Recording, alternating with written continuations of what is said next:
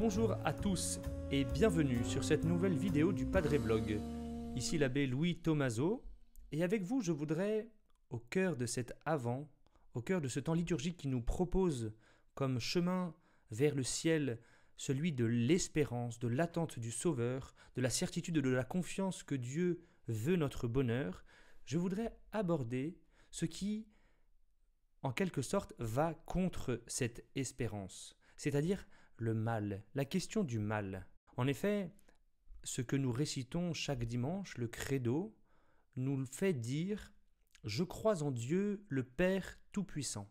Ainsi, nous croyons, nous chrétiens, nous catholiques, en un Dieu qui est à la fois tout-puissant et Père, c'est-à-dire aimant, c'est-à-dire celui qui prend soin de ses enfants que nous sommes. La question du mal bien sûr dans l'actualité, dans le monde, dans l'histoire, dans notre propre vie, vient fortement ébranler notre espérance en ce Dieu bon et tout-puissant.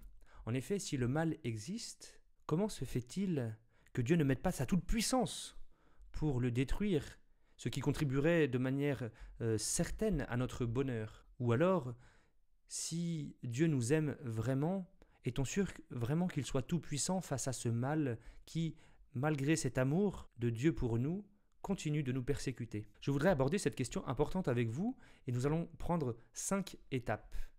Les 2 premières étapes seront des raisonnements assez simples et en fait simplistes. Ensuite, nous entrerons dans une série de 3 raisonnements qui nous mèneront, je l'espère, à une confiance renouvelée en Dieu. Première partie, Malum est, ergo non est Deus.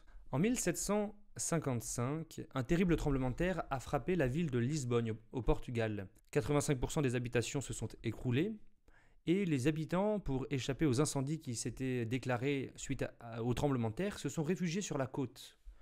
Que s'est-il alors passé ? Le tremblement de terre avait secoué le fond des océans, une vague géante, un tsunami, est venu frapper comme pour achever les derniers survivants.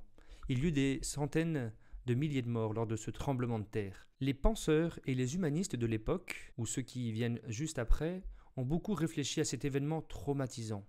Et notamment, ils l'ont mis dans la balance pour évaluer l'existence du Dieu des chrétiens.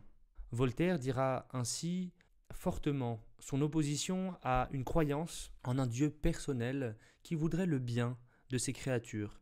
Sa position est assez simple, il dit « Au maximum, je peux croire en un Dieu qui ne soit pas un Dieu personnel ou aimant, qui soit un Dieu tout-puissant, qui soit à l'image d'un horloger, c'est-à-dire quelqu'un qui aurait fait la création et ensuite qui lui laisserait suivre son cours, que ce cours soit mauvais ou soit bon. Ainsi, cet horloger ne se soucie pas du devenir de ses créatures. Ainsi, le raisonnement est tout simple, puisque le mal est, et spécialement pas n'importe quel mal, mais le mal qui tue, le mal terrible, le mal aussi moral, puisque ce mal existe, alors Dieu, au sens d'un Dieu tout-puissant et aimant, alors Dieu n'est pas. Deuxième partie, le mal comme preuve de l'existence de Dieu. Aussi étrange que cela puisse sembler, certains font du mal la preuve de l'existence de Dieu, ou tout du moins, ils arrivent, par un raisonnement que je vais vous expliquer tout de suite, à faire rentrer le mal dans le projet de Dieu. Et vous allez le voir, ce n'est pas si difficile, bien que la réponse, je crois, ne soit pas la bonne. En 2011, un tremblement de terre à nouveau et un tsunami a frappé l'île du Japon, et spécialement la zone de Fukushima. Dans la foulée, un des gouverneurs administratifs de la zone a pris la parole et a dit « Ce mal, cette catastrophe, c'est une punition de Dieu ». Voilà que le mal peut être interprété par des êtres humains qui ont une certaine idée de Dieu, comme l'action directe de Dieu pour punir les hommes après tel ou tel méfait. Cet épisode nous rappelle aussi un passage de la Bible. Vous savez, ce personnage assez mystérieux, assez intrigant, dont on n'a pas forcément envie de s'approcher, ce personnage, c'est Job. Job, qui était un homme bien portant, qui d'un seul coup est frappé de tous les malheurs du monde. Il perd ses proches, il perd sa fortune, il perd même la santé, au point d'être aux portes de la mort. C'est alors que viennent certains de ses amis, ils viennent le voir et Ils se lamentent avec lui. D'abord, ils sont pris de compassion de le voir dans un tel état. Puis, l'un d'entre eux vient le voir et ose lui dire « Cher Job, si Dieu te frappe ainsi, c'est bien que tu as dû faire quelque chose de mal pour mériter tout cela. » Voyez comme notre idée de Dieu peut éventuellement faire rentrer dans ce projet que Dieu a pour nous l'existence du mal. C'est-à-dire, Dieu rétribue les hommes bons en les gratifiant de tel ou tel bienfait, tandis que ceux qui sont mauvais, qui font certains actes mauvais, eh bien, il leur donnerait certains châtiments proportionnés, imagine-t-on, avec le mal qu'ils auraient commis. Cette réflexion est largement démentie par Job et par toute la Bible et par Jésus-Christ et par nous aussi les chrétiens. Job résiste, il refuse en fait cette idée simple et simpliste de s'auto-accuser pour disculper Dieu. Je m'auto-accuse et j'explique ainsi que Dieu me veuille du mal. Cette idée de s'auto-accuser pour justifier la sévérité de Dieu, elle est profondément perverse car elle ferait de Dieu quelqu'un qui n'aurait aucun mal à nous faire du mal. Troisième partie, poser la question de la bonne manière. Voyez, chers amis, ces deux premières options que nous avons étudiées ont deux défauts. Le premier défaut, c'est d'abord que, en fait, ces raisonnements viennent justifier, je crois, des a priori que nous avons sur Dieu. Ceux qui ne croient pas en Dieu reprendront la première analyse, celle qui mène à l'inexistence de Dieu.